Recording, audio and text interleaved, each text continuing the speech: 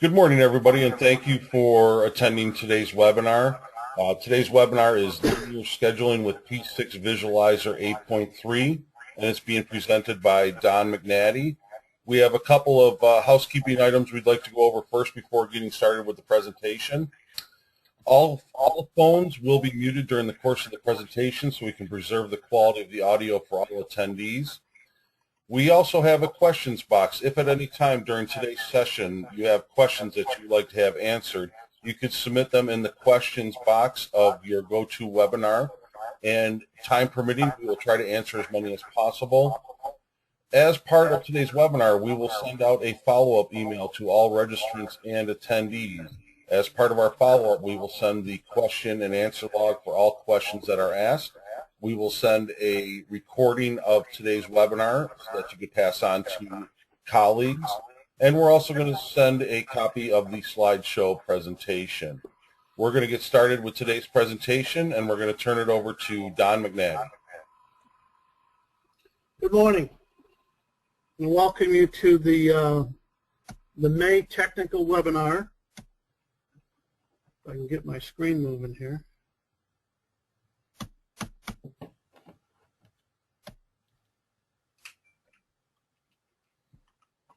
There we go. All right. Linear graphics with Visualizer 8.3. Linear scheduling is just a term used to describe a project that takes place over distance. My background is heavy highway, so last job I ran as a superintendent was a 13-mile long rural highway that had to be resurfaced, and once you started moving at one point in the project, it could take a long time to get to the other point. You wanted to make sure there was nothing in the way that was going to hold you up, such as putting in a new cross culvert or something like that. So that was my first exposure to the concept of linear scheduling, and this was in the mid-'80s.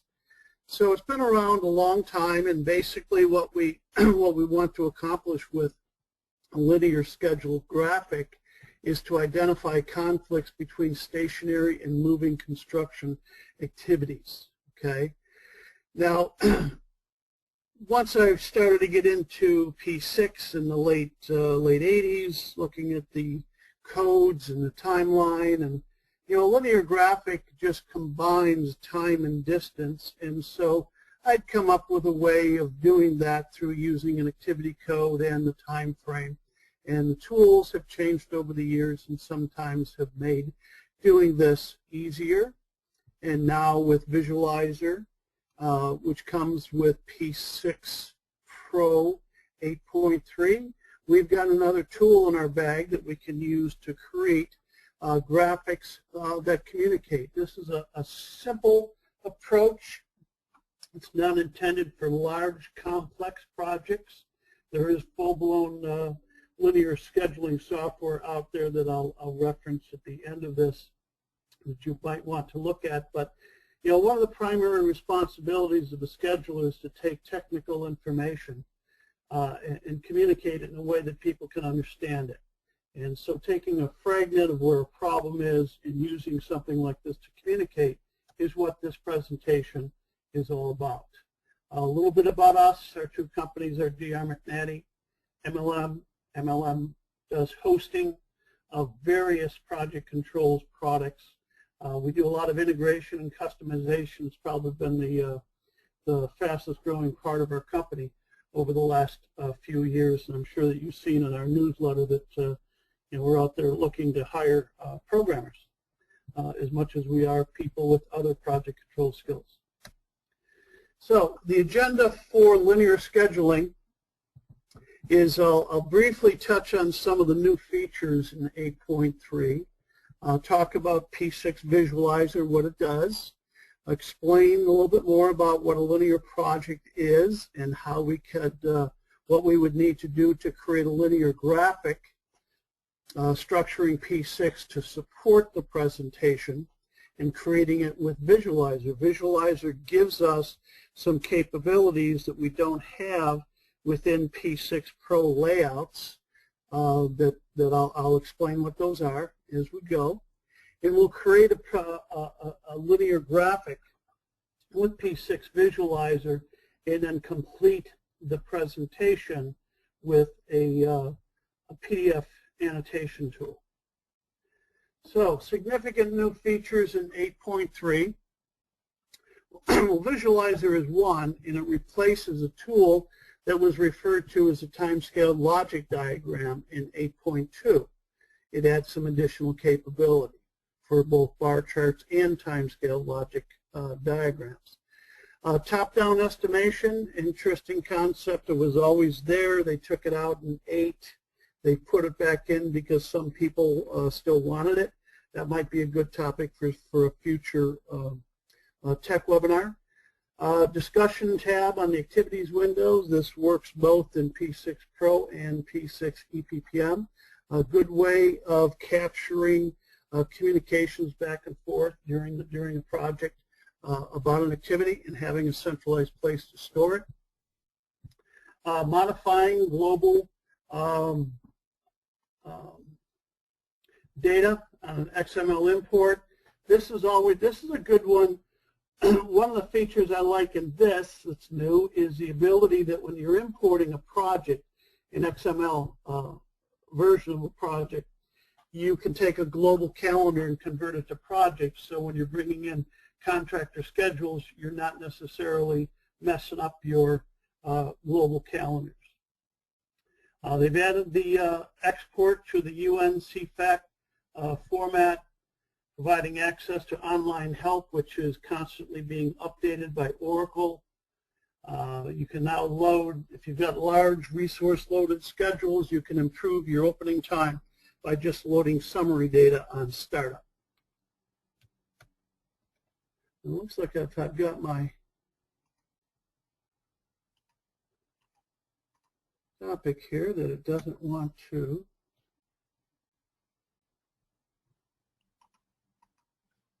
There we go. All right. So an overview of Visualizer. This is a reporting tool that supports Gantt and timescale logic diagrams, bar charts. It's a desktop application. It only comes with P6 Pro. It installs automatically with P6 Pro. It will directly connect to a single P6 database, Pro or EPPM. If you start Visualizer inside of P6 Pro, it automatically connects to the existing database that you're connected to. If you start Visualizer without opening P6 first, then you'll have to tell it what database you want to connect to before you run it. But it does run on a desktop. For those clients that we host with P6 Pro over the web, you can run Visualizer in your P6 Pro hosted environments. One of the most convenient things that Visualizer does is, with the timescale logic diagram, it allows me to have multiple activities on one line to reduce the number of output pages. And you'll see in this technique that I've come up with to create a linear graphic that having all of my milestones on a single line across the page is a big factor in improving how I create a timescale logic graphic. You've got more color, shape, and font control in Visualizer than you do in P6 layouts. The layouts that it uses are separate from P6 Pro. However, you can import P6 Pro layouts into Visualizer, but you'll have to remember that those are going to be bar chart only layouts. In Visualizer, we'll use the P6 admin preferences and security to determine what people can see, what projects they have access to when they're using it. Additional documentation you can get by going to download.oracle.com, and there's the index number for the most up-to-date documentation on everything related to P6. So a linear project incorporates either length or height, so that not everything is taking place in the same geographic or very close-in geographic area. You know, a 13-mile highway, for instance, if a roller got dropped off at the wrong end of the job, it could take all day to drive it up to the other end of the job. So, you know, in a linear project, there's a lot of logistic issues that you want to be aware of. I did see a number of years ago where the Japanese contractor used the linear graphic concept for a high-rise building, where they did a reverse sort where the foundation activities were all at the bottom, and it went up in a nice flow towards the top of the graphic, so you could actually see the crews working their way up to the top and then crews working their way back down. It was an interesting perspective on how the project was going to be built. Some activities occur at fixed locations, such as culverts, bridges, and some activities start at one end of the project and move to another or someplace in between. And schedule conflicts can occur when a moving activity hits a stationary activity that's not ready for the moving activity to pass through it yet. And so that's what we want to try and identify. Critical path diagrams, in order to show all of the impacts of the stationary and the moving activities, can require you to break your CPM schedules down to a much lower level of detail. It will probably also force you to use negative float, or not negative float, but negative lag. Negative float is something you get later on, but negative lag to position the activities where they go, and that always causes issues with trying to get a baseline approved when you've got negative lag, which some people just don't seem to feel has any business being in a critical path diagram.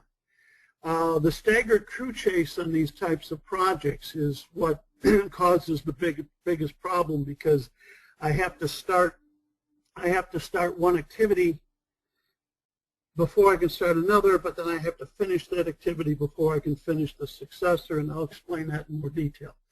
So for this demonstration here, I've just got a very simple 600 linear feet of roadway, curbing on both sides, 3 stationary culverts along the project, some bigger than others, and a right-of-way that needs to be landscaped. So very simple project.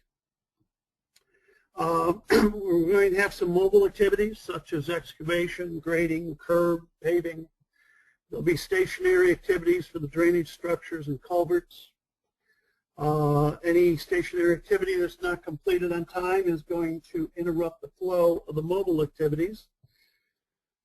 Most mobile activities have overlap, commonly referred to as a crew chase, which I just talked about. The overlap of starts and finishes require start to starts and finish to finish with lag. And from having done this work for half of my career, I feel that negative lag actually has a place in these projects, because I want to make sure that I don't start the successor work until I know that the predecessor work is going to be completing on time. We'll talk about that a little bit more. And so the main purpose of a linear graphic is to show the conflicts without forcing too much detail into your schedule. So in order to do this, we need to create a matrix of time and distance. The timeline is already built into your P6 graphics. So you've got your calendar across the top. And distance is really just another way of organizing activities, and a very simple approach is to use activity codes to organize distance down the left side of your graphic. So I build a Gantt chart positioning all of my activities with lag, whatever is needed to position my work activities where, excuse me, where I think they should occur. I then use start and finish milestones on the mobile work so that I can position the start and the finish in separate geographic locations or stations. And so once they're positioned, I have what I need to be able to draw a line between them and see where I have conflicts on my schedule. So here's a example of just starting. Here's my crew chase where I've got, excuse me, I've got excavation and I've got a culvert work, and this excavation is going to move from station 0 through 6. And the drainage culverts is going to occur at station 1 plus 60. So at some point during this activity, it has to cross through this work area. And of course, we have a crew chase where I want to start the grading sometime after the excavation starts, but I can't finish the grading until after the excavation is completed. Okay? So the variable here to determine the lag value is the estimated duration of the activities. And so I can lag this a day and I can lag this a day, and the durations may or may not match, but they will position themselves. However, one of the things that I'm concerned about is with just the start-to-start logic is if I start the excavation on time and then I get delayed, that delay is not going to be impacting when I start the grading. It will impact when I finish it, which can push it out. But a case could be made to put in a finish-to-start relationship with negative lag. But good luck on getting that approved in a schedule review. So the problem we have here is that in a simple bar chart, I cannot see where this excavation activity conflicts with the drainage culvert. Okay? There's just not enough perspective. So the concept is very simple. I let the mobile activities drive start and finish milestones. I use codes to position the start and finish milestones as well as the stationary work along the project where they're going to happen. Very simply, connect the dots. Okay? So this is actually the excavation activity as it moves the length of the project over time. And where it hits this stationary activity is where we have a conflict. So I can see here that about 3 days out, I'm hitting this. Well, that indicates to me that this has to move. I probably don't want to start the excavation the excavation activity until about 3 days before the culvert's scheduled to end. So I can either put in a logic tie that's going to, let's say use negative lag on a finish to start to position the excavation activity, or just move my constraint out, and now I can see my excavation activity will no longer conflict with the drainage culvert. Very simple concept. So how do we create this? So we start out by creating just a regular schedule. I've got a bar chart. Not a bar chart that a lot of schedule reviewers might like at this point in time, because you can see I've got some open ends. So I can put in some start-to-start relationships so I don't have open ends. Useless as they are, if the driving of the critical path really goes through the finish of these activities. And this is also a good example of what happens if you put in all start-to-starts and you forget to put in your finish-to-finish. Then you'll have a problem, because any of these activities could start on time, but if they get delayed, the delay will not impact the successors without a finish-to-finish logic tie. That's a common mistake I see a lot of highway contractor schedulers make. So here I can see my 3 culverts that are going on and the rest of the work that takes place over time. So this is just traditional stuff. I can't really tell where my conflicts are going to be yet. So in P6, what I did is I went through and I created a start and finish milestone for each of my moving activities. the methodology I use is I extend the activity ID, so it makes it real easy for them not to get lost. All I have to do is sort by activity ID, and I can see my 2 start and finish milestones right here. And I'm going to focus on the major mobile activities that occur around the period that the stationary work is going on to try and find my conflicts. So once I've done that, and I've got all my milestones in, and I've calculated it out, so you can see all my milestones. I've also done a couple of things. I've created a code field for the station. So all of these are coded for the station where they will occur. So I've got station 0 for, well, here's my start is 0 plus 0, 0. My finish is station group 5 plus 0, 0. I've got my MTP and my working activities in a separate group.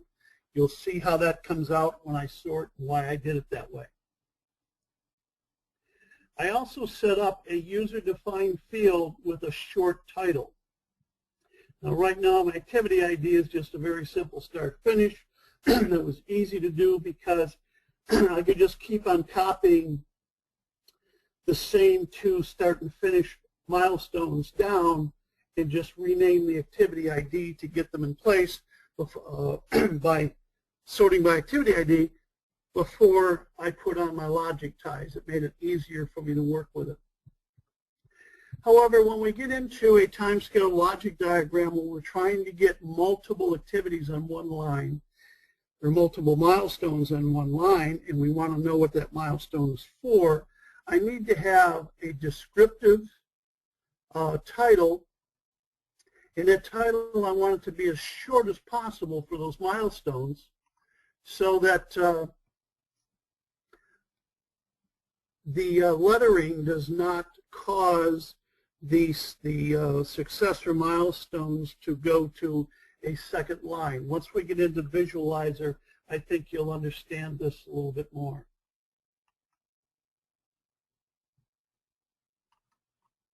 Okay. So here I've taken the activities and I've grouped them by station. And of course, in a bar chart, in a P6 layout, I cannot get all these milestones on one line. They're just going to come down one under the other. There's nothing much I can do about it. A timescale logic diagram will allow me to get all of those on one line. Visualizer also has some interesting capability to be able to turn off the logic ties that I don't want to see on my graphic. The other thing I found out in working with Visualizer is if a code does not have an activity associated with it, it will not appear in a layout. So I had to create 2 dummy activities to get my station 4 and my station 2 to appear on the Visualizer layout. Now in P6, it will you know, I've got that hide if empty on my layout, but I don't have that in Visualizer. If there are no activities, it will not include any codes that don't have any activities associated with it. I've also set up a user-defined field for sorting. I want to have absolute control of the order that all of these activities appear in. Rather than just going finish to start or activity ID, I can use this user-defined field. And a user-defined field is just easier to manage the data in than a activity code is. So that's why I used a UDF for sorting. So how do we access Visualizer? Well, first, when we're in P6 Pro, we've got everything set up that we're going to need once we get to Visualizer. I go to the Tools menu, and you'll see Visualizer, and I can jump right to Visualizer from P6 Pro. And once that screen opens up, this is a separate application. It's going to open up in a separate window, and I can create a new timescale logic diagram or a new Gantt chart.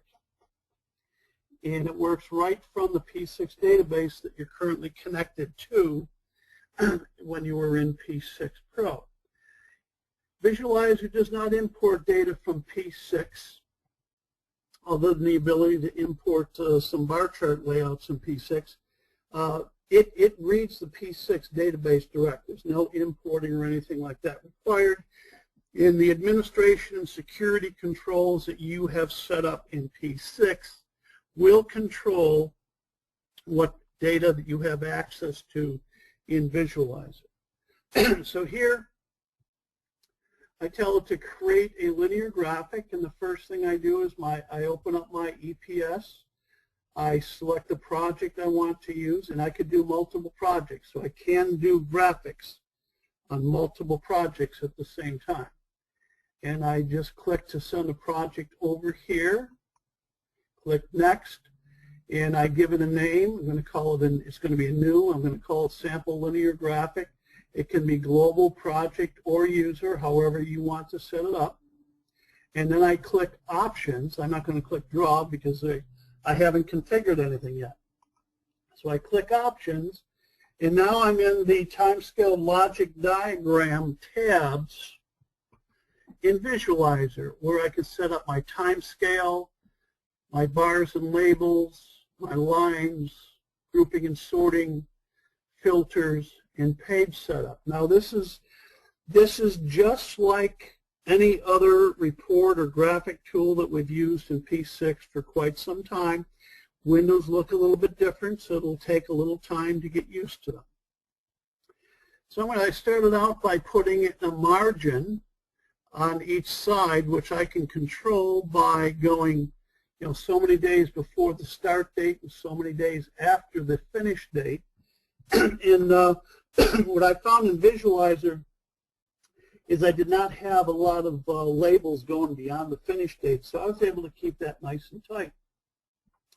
I also found that when you have milestones on the start date, which I do with those two dummies I had to create to have station 2 and 4 appear on the Visualizer graphic, that unless I went the day before the start date, those milestones would not be included. And that's because in the database, the early finish of a start milestone is the day before.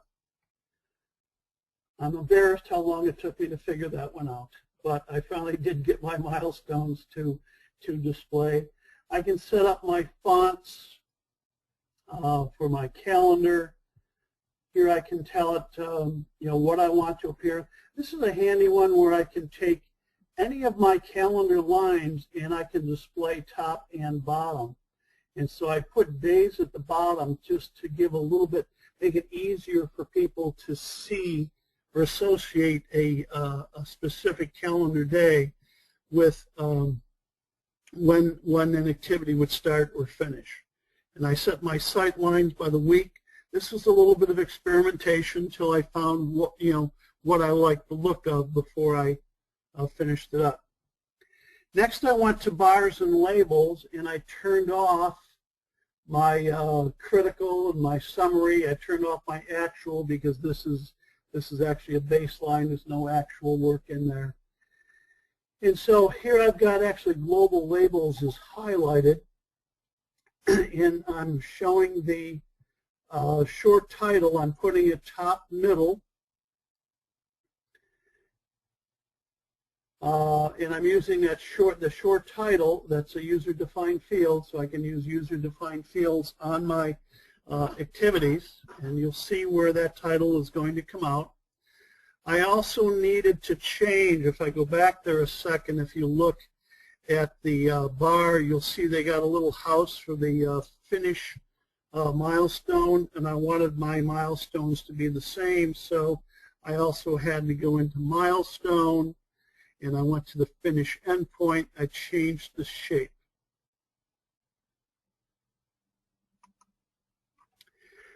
Next, I went to the lines. I wanted to cut out most of the lines. I do want lines, and you'll see why once I show you the graphic, because I do have my bar chart.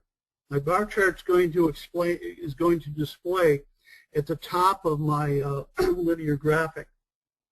and I wanted to see the driving relationships between those.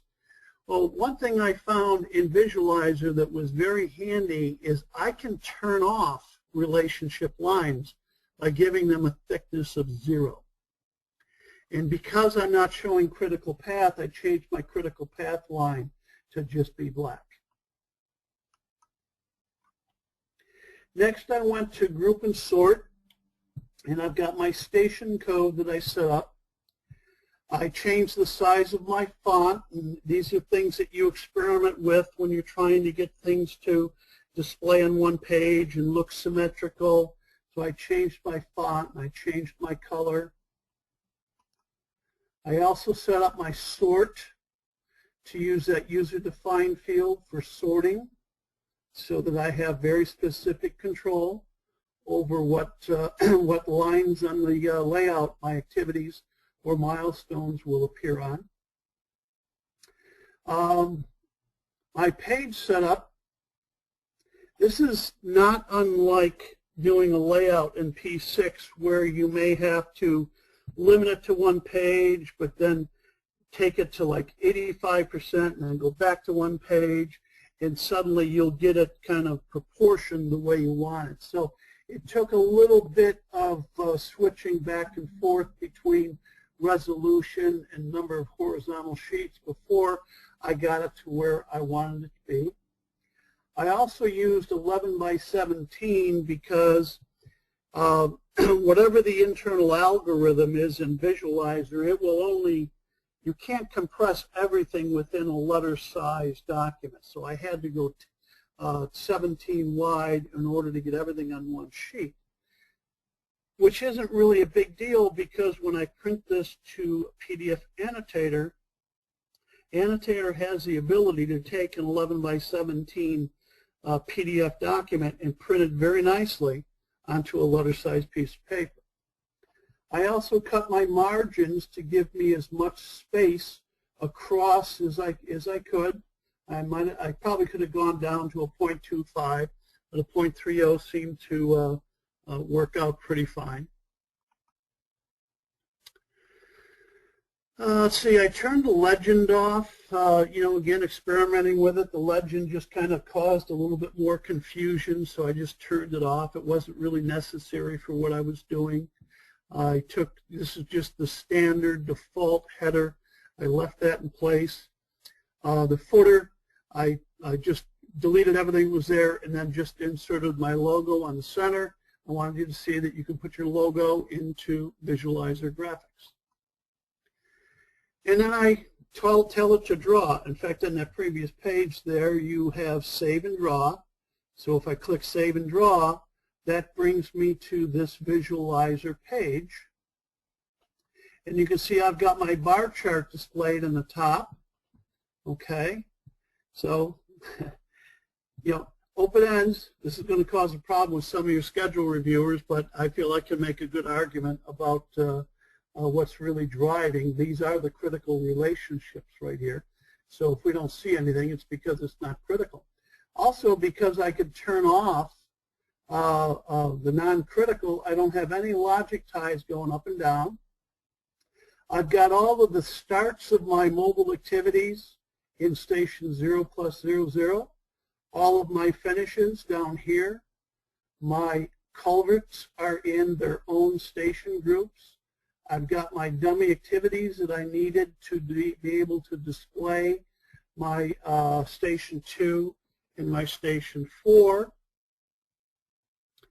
So I've got a pretty good start here. I've got everything on one page, which is usually very important. We want to try and come up with a graphic that communicates well. I've got nice long descriptions on my bar chart, and I've got short ones here because if these labels are too wide, they could make one of these milestones, especially where these milestones are close, it could make it drop down a line, and I wanted to have everything on one line. The calendar on the bottom, I like that because it makes it easier for me to kind of see where I'm at.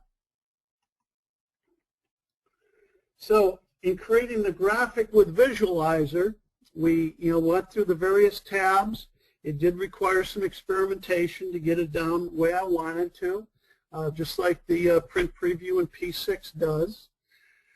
You know, I mentioned the start milestone on the first day would not display until I displayed the day before the first day, and that's because the early finish on the start milestone is the day before. Even though it doesn't display in your tabular area of a bar chart, it is there in the database and can cause a problem when you're trying to get things to come out on a graphic. So the last step is to connect the milestones, and to do this I use a tool called PDF Annotator. There's Nuance, there's a number of tools out there that you could use to do this. And so the next step is I print, and I actually have both Annotator and Nuance, and I'm using Nuance to print because for some reason it does a better job of bringing the logo across than what PDF Annotator did.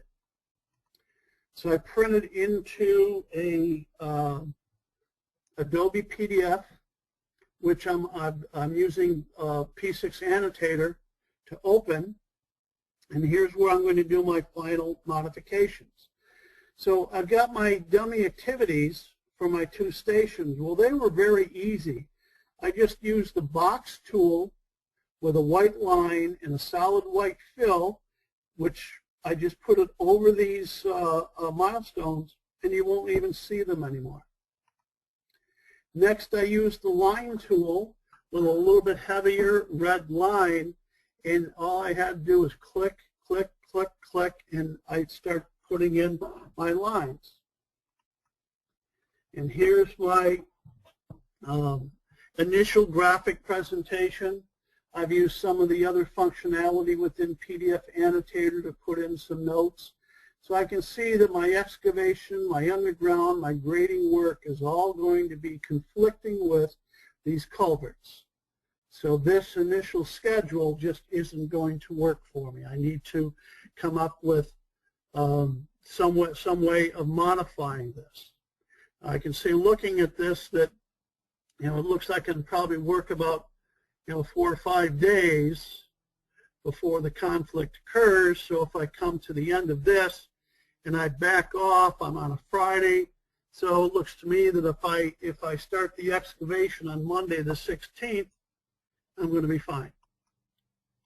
So after returning to P6 and putting a constraint, I could also have put a logic tie, but in this case, for simplicity, I put a constraint to hold the excavation out. You can see that my bar chart has moved out, okay, and it is delaying the project. There's no doubt about that. I went into Annotator, same steps. I put in my lines, and there's my final presentation graphic with my annotations that I had to delay the start of excavation by 2 weeks to avoid a conflict here. And there's my projected completion is delayed by 2 weeks. Very simple approach to showing the conflicts between linear or mobile and stationary activities in a linear project. So before we get into the summary, I'm actually going to switch over to P6 and run you through the process using P6. So I've got my schedule open, and I'm grouped by station. You see my milestones all come out on the same, or on one line after the other. So now I'll go to Tools, Visualizer,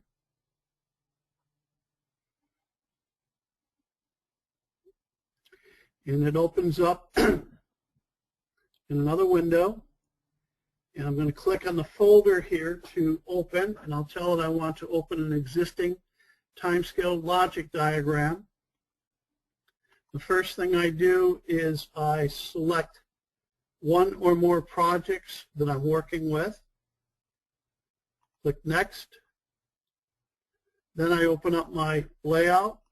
So here's my final linear graphic layout, and before I draw it, I'm going to go to options.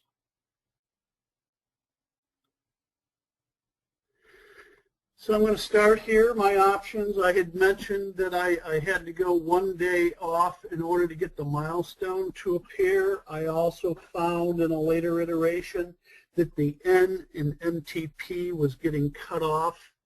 So I increased that by another day to make sure that in the PDF graphic nothing was getting cut off. So you're just going to go through and set what it is that you want to see. Day number is shorter than day name, so that's one of the reasons why I went with the day number. And it's the date, like 1 through 30 or 1 through 31. My bars and labels, so I can see what they're going to display like. I can modify shapes, heights, sizes. I can also change color by code if I want to. A lot of functionality here, okay? Including how I arrange them. Some of that I haven't even really gotten into. How I display my labels. There's my labels view. There's my short title. Displaying my line. So I've got the relationship lines for driving relationships, but I only wanted to see the critical ones. And so I wanted to turn off the non-driving, so I did two things. I made the color white, and I ended up having these little white lines crossing my blue borders for my stations. I said that won't work, so then I made the thickness 0, and that solved the problem very easily. Now I tried using this quick routing to see if I could get my milestone lines. Like if I have a start to finish from my start milestone to my finish milestone, would it draw the line for me? And if it drew it straight, which to me is what quick routing would be, I would not have had to go into a PDF to draw the lines. However, it did not do it. The only Primavera graphic tool I remember that will draw straight lines was the old Penguin tool that was in previous versions of P6. You can control your data date. So my grouping and sorting, it's really the same thing that I've got in P6. All the same functionality. So it should be very easy for you to pick up on. Filters, if I wanted to turn off the bar chart, I could set up a filter to code activities that I want to display or not. However, I decided I wanted to have everything there. And here's how I got it on one page by going to a horizontal sheet, but I had to go tabloid to do it. If I did one sheet letter, everything would go to multiple lines, and it wasn't what I wanted. So I had to go to tabloid. So I do a save and draw. And this screen is not as big as the screen I was using when I did this, because I'm working off of my laptop. And I haven't found any way to zoom the screen in and out. You actually have to move around on it. Okay, so there you can see that. See, my letter N is right up against that first day, and it was getting cut off when this printed to a PDF. The N was getting cut off, so that's why I decided to go 2 days or -3 days from the start date. Okay, so then I go to print. Actually, I just needed a print, not print preview. And I'm going to print to nuance. Again, it avoided a problem I was having with my logo not coming up.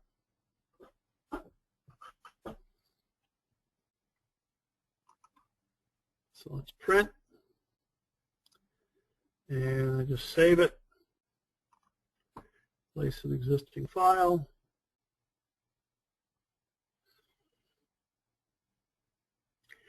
So here I am, and I can enlarge that, make it a little bit easier to work with. I want to turn off these 2 milestones, so I go up to my box, so that's got set up with a white line, solid white fill. Bingo, done.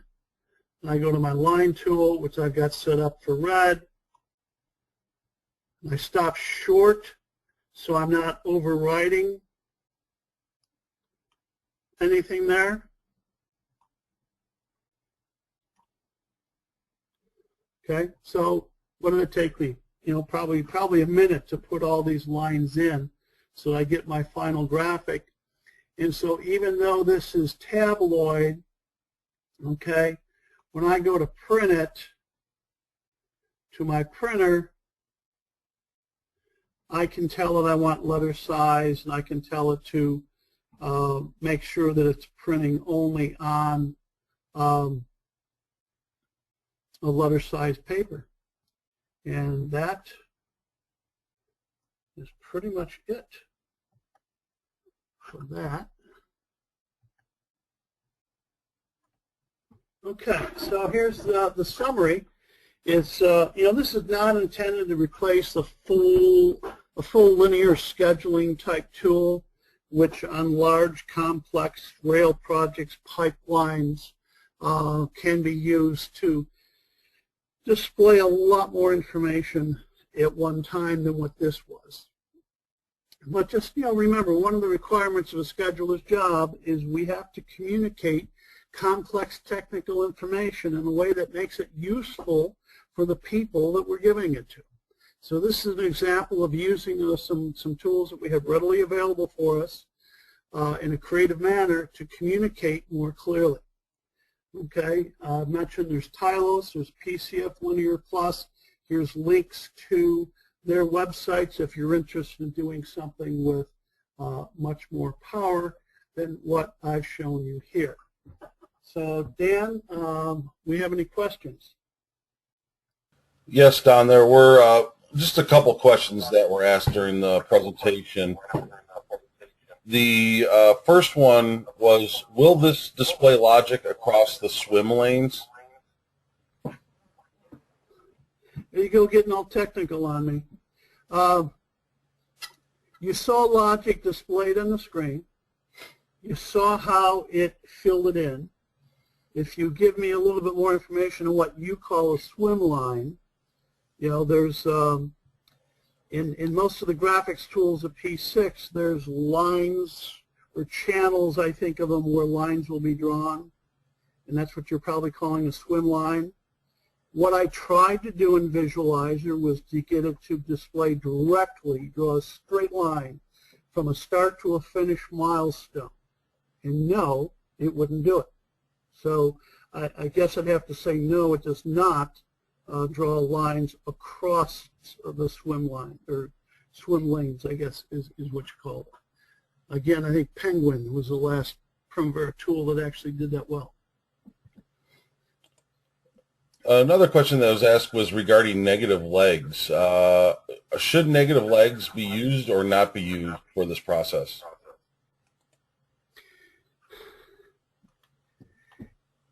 I believe that negative legs have a place in any schedule as long as it can be justified. I don't have a problem with negative legs in schedules as long as they're clearly explained and they make sense. And if negative legs didn't make sense, if they weren't logical, then they wouldn't be in the software, because it wouldn't be logical to be able to do it. But there are, especially in highway projects, where we want to tie the start of a successor to the finish of a predecessor activity. And in those cases, a negative leg would make sense. So my feeling is that I can argue, I can make a positive argument for having negative legs, as long as everybody's clear on what the negative represents. I don't see where there's a problem with it.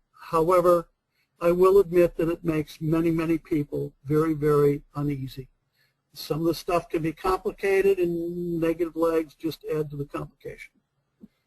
So it depends on the environment you're in and who's reviewing your schedules. That's all the questions that were submitted, Don. So if you want negative lags, ask them to have me review your schedules for you. Okay.